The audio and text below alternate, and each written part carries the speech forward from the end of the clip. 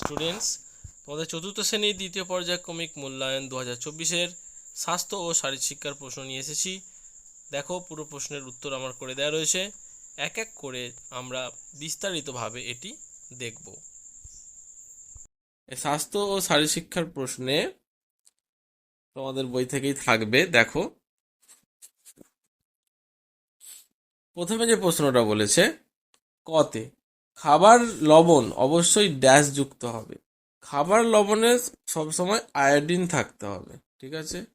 দুয়ের দাগে ক্ষয়ের প্রশ্নটা দেখো, অতিরিক্ত পরিমাণে ঠান্ডা পানীয় গ্রহণে মেদবৃদ্ধি হতে পারে কি পারে না।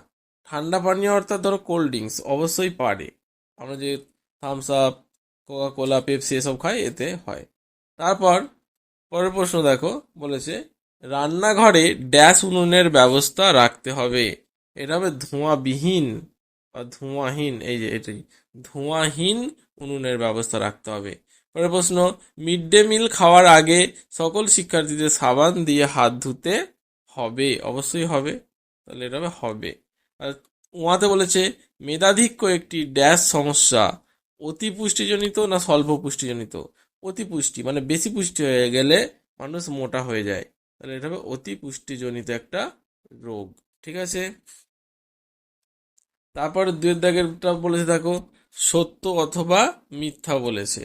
দুয়ের দাগের ক, শৌচাগার পরিচ্ছন্ন ও ব্যবহার যোগ্য রাখতে হবে। হ্যাঁ, এটা সত্যি, এটা তোমরা এখানে সত্য লিখে নেবে।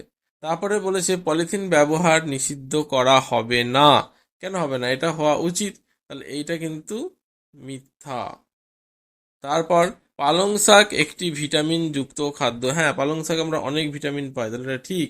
আর পুষ্টির অভাবে রাত কানা হয়। হ্যাঁ, মেনলি ভিটামিন এর অভাবে রাত কানা হয়। উমাতে বলেছে অতিরিক্ত শর্করা, ফ্যাট ও কার্বোহাইড্রেট জাতীয় খাদ্য গ্রহণের ফলে দেহে মেদ বৃদ্ধি হতে পারে। হ্যাঁ, এই খাবারগুলো যদি আমরা অতিরিক্ত খাই তাহলে অবশ্যই আমাদের মেদ বৃদ্ধি হতে পারে, তাহলে এটিও ঠিক উত্তর। তারপরের প্রশ্নে চলে আসো, দেখো ক স্তম্ভের সঙ্গে খ স্তম্ভ মেলাতে বলেছে। এদিকে বলেছে ক স্তম্ভে প্রোটিন, ভিটামিন, শর্করা, স্নেহ পদার্থ, আয়োডিন। আর খ স্তম্ভে বলেছে ভাত, খাবার লবণ, ডিমের কুসুম, মাংস ও লাল শাক। আচ্ছা, প্রোটিন প্রোটিন আমরা কোথা থেকে পাই? প্রোটিন আমরা পাবো মাংস জাতীয় খাবার থেকে।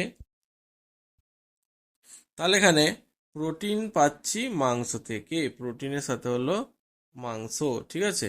তারপরে বলে দেখো ভিটামিন ভিটামিন আমরা পাই লাল শাক থেকে। তারপর বলে যাও দেখো শর্করা, কার্বোহাইড্রেট জাতীয় খাবার পাবো ভাত থেকে।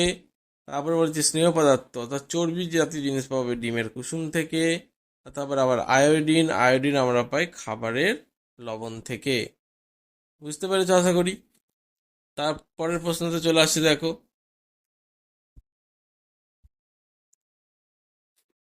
দেখো দুটি প্রোটিনযুক্ত খাদ্যের নাম এবং প্রতিদিন কত লিটার জল পান করা উচিত, এটা ছিল প্রশ্ন। উত্তর হলো দুটি প্রোটিনযুক্ত খাবার হলো মাছ এবং মাংস, আর আমাদের প্রতিদিন গড়ে 3 লিটার জল পান করা উচিত। তারপরে ক্ষয়ের প্রশ্ন বলেছে মানুষের কি কি কারণে মেদ বৃদ্ধি হতে পারে। এটা দেখো দুটো মাত্র প্রশ্নের উত্তরে দিয়েছি, যে অতিরিক্ত তেল জাতীয় খাবার খেলে আর নিয়মিত শরীরচর্চা না করলে আমাদের মেদ বৃদ্ধি হতে পারে।